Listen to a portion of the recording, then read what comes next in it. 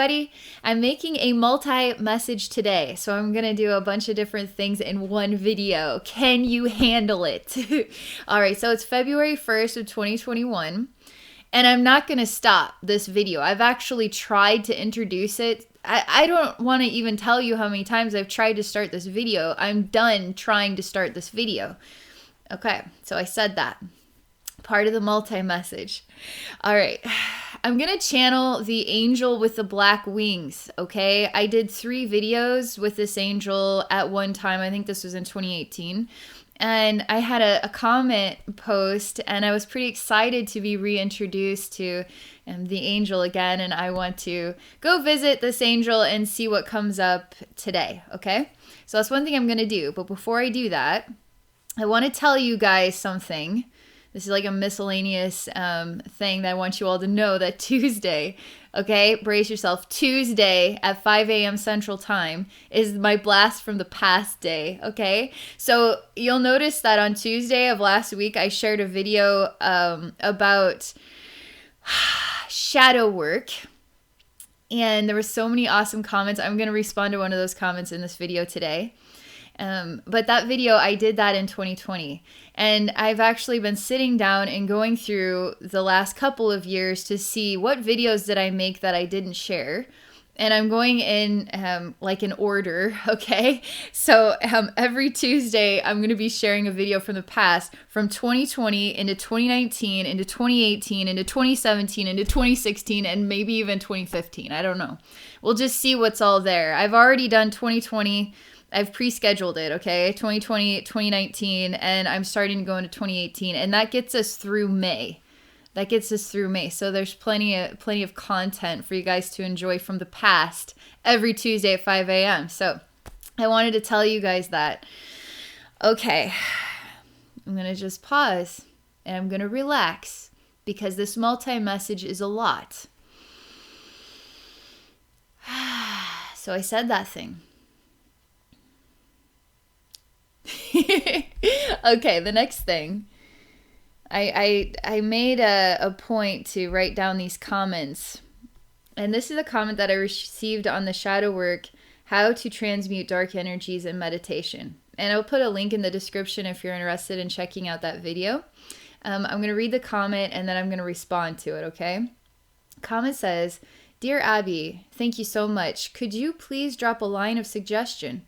How do you call back an energy which needs healing, but you reflexively shunned it away?"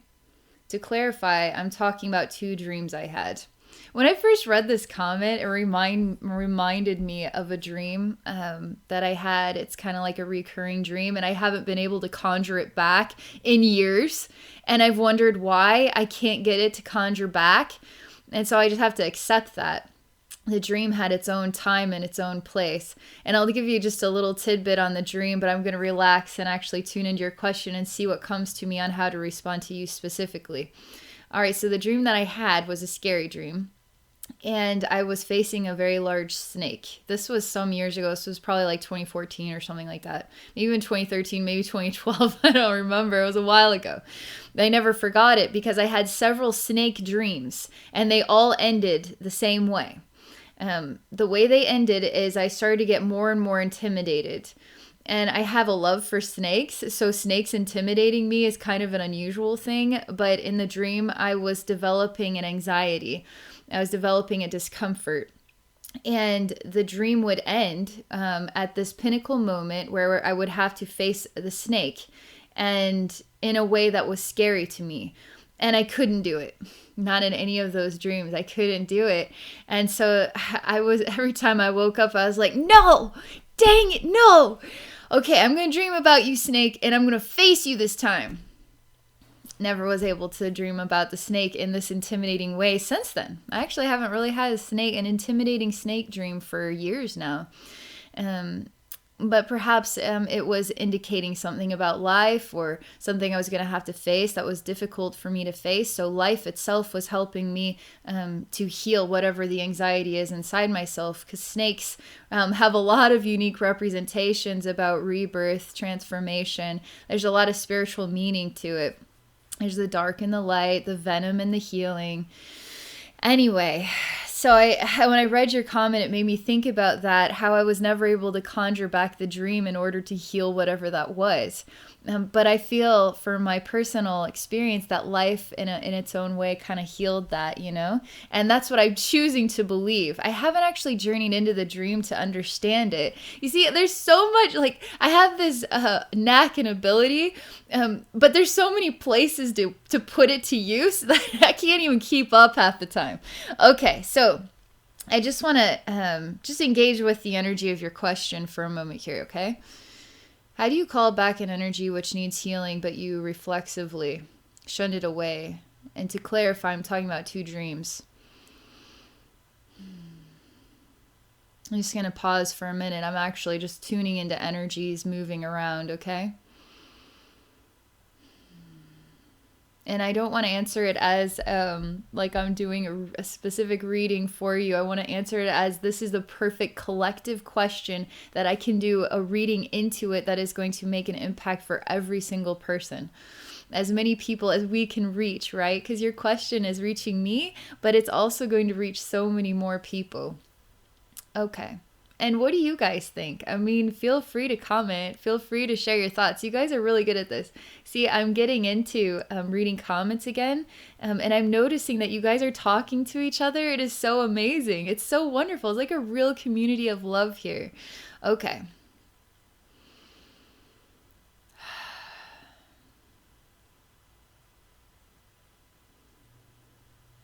Right now, everything is just simply paused.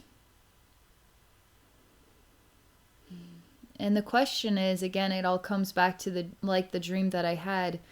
Why do you feel like you need it to come back? And what is your memory of what took place in the dream?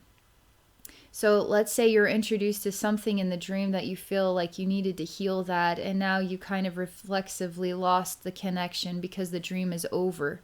So what is it that you felt you saw in the dream that you needed to heal? You still have access to that. That never goes away, okay? So how do you heal that now that you are awake? It's kind of like journeying. It's kind of like what I do. And maybe this is about my dream too. Maybe I need to go take a look at the snake thing, but I don't feel like I need to heal that. You know, nothing's tugging me to go, maybe just to see what that was all about, maybe. But I don't feel like I need to heal anything related to that at this time in my life. But if you feel you need to heal something that's come up in a dream, this is what I would do, okay? I would choose to see the memory in the dream, all right? And then I would choose to face it. And I would choose to say, I care. And you can close your eyes and you can look at the image and you just stand there like kind of a neutral presence, but like an unconditionally loving Jesus-style presence. And then you can just simply kind of use an energy hand. You know, so right now I'm actually physically picking up my hand because it makes it feel more real sometimes. And then I just touch the image that I'm looking at in my mind, or the feeling that I'm feeling from the memory of the dream, okay, inside myself. And then I just touch it. And I can move my physical hand as though like it's a gesture that I am choosing to touch your heart. I'm choosing to touch this image. I'm choosing to touch myself in the dream, the me that wasn't able to face it at the time. I'm choosing to say, the light is within this memory. The light is within me. I'm choosing to say, I am open to guidance. I am open to awareness. I'm open to continue to grow. From what this dream is teaching me and revealing to me about myself or my life, etc. And you just, it could still remain a bit of a mystery, and that's okay. But now you're actually interacting with and connecting with the dream experience, bringing it into the physical world, working with your psychic gifts, touching it, energetically touching it, putting love into it. Now you're actively participating in a powerful, profound healing moment.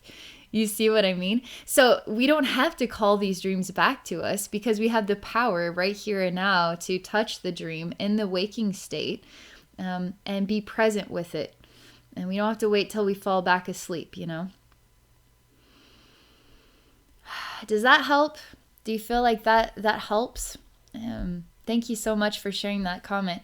I'm going to read one more comment I got. This is on my Elvis Presley video, and I did 2 of them. I'll put links to the Elvis Presley videos and then the shadow work, how to transmute dark energies and meditation video in the description. I'll put links to the angel with the black wings. Man, my description is going to be crazy long. There's going to be so many links in there. There's going to be so many awesome videos for you guys to watch. Okay. All right, here's the question. Here's a comment. Hi, Abby. I'm wondering, this is on the Elvis Presley video, can we still connect to a past spirit if they had reincarnated? Not that I'm suggesting that Elvis reincarnated. The question just popped in my mind. Okay, I had a few questions kind of like this. And I didn't write down if it was the first or the part one or the part two. Okay, I have so many things to say about this. Okay, I have so many things to say about this. All right. Chilling out so I can actually say so many things. All right. So Elvis Presley's spirit is an infinite soul that will always be Elvis Presley, even in a reincarnated state. Elvis Presley's soul, before he was ever Elvis Presley, was still Elvis Presley. So past, present, and future are all one. And you could see it like a circulation, like a tornado type symbol. So let's say the top of the tornado is still connected to the bottom of the tornado, is still connected to the middle of the tornado. It's just circulating around in there, right? And you could say this is like a concept of past, present, and future. So on this circulating timeline of all that Elvis Presley has ever been and ever will be, is still all Elvis Presley. All right, so me from the past before I ever was me in the present is still me in the present. And in a weird way, time is so intriguing because as a human being, we make sense of it was yesterday and now it's today and then it will be tomorrow. And that's time to us, okay? But in the energy world, time is like everywhere and everything. It's almost like you could take a jar of like salt and then just unscrew it and then pour it all on the table and kind of spread it out. And that's like all the yous you've ever been in time and ever will be in time. And it's all accessible. All you is all accessible. And I find that souls go through cycles of experiences. So let's say you have a lineage of past, present, and future lives in this lower bracket here, okay? And you've graduated from that cycle of past, present, and future lives, which you are still connected to. Now you graduate to another cycle of past, present, and future lives, which you are still connected to. But you're kind of developing and developing and developing and developing in which you've already developed all you'll ever need to develop, and you've already like not developed yet, okay? Because time is everything. So we can talk to Elvis Presley, absolutely. Even if Elvis Presley is reincarnated, we could still talk to Elvis Presley. And part of Elvis Presley's soul, which you could say is as infinite as the Sahara Desert, like how many grains of sand are there? That's how many versions of Elvis Presley, like in our human minds, we could conceive of exist in the universe in all times and all places simultaneously. Same with you. Same with me. We're like so many grains of sand, so many like little pieces of salt, like, and we're everywhere all the time. How is that conceivable? How is that possible?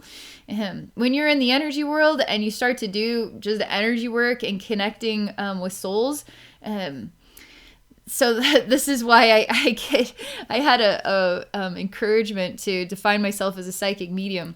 But most people who go to a psychic medium, they want somebody that taps into that person that I know, that looked like this, that was born on this date, that died on this date. And what I tap into is like a totality. It's like, I'm going to tell you the male, the female, the genderless, the alien side of that amazing ray of sunshine, you know? Because all souls are like this infinite ray of light that has infinite more rays of light that is so expanded and extraordinary and will always be. Elvis Presley will always be Elvis Presley for all time. And you will always be you for all time, past, present, and future. Do you understand? Like, that is the best way as a human being I can define that reality and that truth. Okay. Does that terrify you guys, or does that like make you feel good? There were times where I was a little bit overwhelmed by the whole concept of of the vastness, okay? Because it's just so vast. And how am I supposed to understand this, you know? And I have had weird experiences with nature that have stayed with me for long periods of time, particularly with insects. And I had an experience where I was walking and talking to God, and I saw this grasshopper was just, you know, it probably was sunning on the sidewalk like all the other grasshoppers. And this one had gotten run over by a bicycle. You could tell. And it was just smashed to the pavement. And I was wondering, what is the point of this grasshopper versus all the other grasshoppers that are doing the exact same thing, that all pretty much look exactly the same? And why is this grasshopper so important over this human being or over this animal or this tree? Like, it's like the value of all things. And that the grasshopper's seemingly simple life is super, super vast and extraordinary and brilliant, okay? And so I use this example as a human being because we're kind of naturally above or bigger than or think more expandedly than some kind of insect that does the day-to-day routine and never kind of goes outside of the realm of itself, you know? And so I remind myself, I use this grasshopper to remind me of how vast that I am, how vast that grasshopper is, and how vast we all are. And there's no hierarchy, truly. There's no hierarchy of some soul that is better than any other soul. And this makes me think of something else. I told you guys this was going to be a multi-message. I told you. All right, so I do like video games, okay? I like open world games, but I have anxieties when it comes to, like, if I have to play the game and suddenly I have to jump a cliffside and I'm falling, I literally feel like I'm dying. And so I have a hard time actually playing them, so I have to have somebody else play and then I watch, and then I have to, like, breathe through these, like, pinnacle moments, okay? So anyway, we were playing the Lara Croft Tomb Raider and the newest version of it. And as you know, Lara Croft, if you've played it, she has a lot of, like, very death-defying jumps, and it's overwhelming. All right. Gosh darn it, where was I going with this? See, this is why I had to stop this intro so many times, but I stopped, like, way before I got to this point. So I'm going to pause, and I'm going to go back in time to remember what the whole point of me telling you guys this was. It's February 1st, 2021. It must be a weird day in the energies. Must be some kind of weird shifty energy. Talking about the grasshopper, talking about video games. I don't know. It's totally lost. I'm done. It will come back to me maybe if there's a point to it. Maybe I was just supposed to tell you guys that I like playing video games. I don't like playing them. I like watching people play. But I don't watch YouTubers play video games. My kids do that. Anyway, okay. Gosh, I wish I could remember what that was about. It seems to be so important. Yeah, I can't connect the dots. It's just totally gone now. Anyway, I'll just set that over there and pretend like that conversation never happened. Should I just say that there's, like, a part 1 and a part 2? Like, maybe there's just so much here. Maybe you guys need, like, an 18-minute message, and then I'll do, like, another one. Okay, I'm gonna just call this part 1, all right, and then I'm gonna make a part 2, and that way you guys can enjoy this message, and then if you want to enjoy part 2, then that'll be the angel with the black wings. All right. That's all I'm gonna do. This is, like, supposed to be some kind of weird multi-message. I'm gonna pause though, make sure I'm truly done.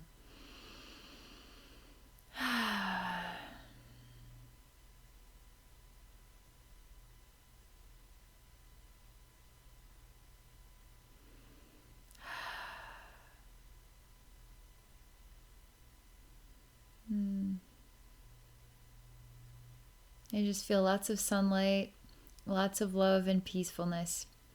So I'm going to end on that note. Have a super awesome day, guys. And be sure to watch part 2, okay? I'll put a link in the description. All right. Bye for now.